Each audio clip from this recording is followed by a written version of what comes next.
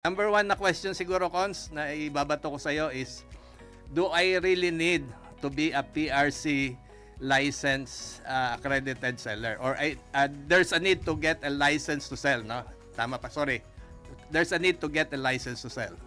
Yes, Cons William, dapat naman kasi meron talagang license na nasusulat nasusulat po sa RA 9646 na kailangan po na ang nagbebenta ng mga properties ay licensed real estate broker at ang kanyang accredited real estate salesperson. Yun po ang kailangan po at yun po ang nasasaad sa batas. So kapag kayo po ay medyo kadil ninyo ay hindi lisensyado, medyo may konting alinlangan yan kasi nakakatakot din baka mamaya wala kayong mahabol sa dulo, no? Unlike pag lisensyado mga licensed real estate broker at accredited real estate salesperson, at least kahit papano pwede nyo silang mahabol ayon sa batas doon nga sa RA 9646. Tama. Linawin lang natin na ang relationship ng salesperson sa PRC ay accreditation, hindi licensure, no?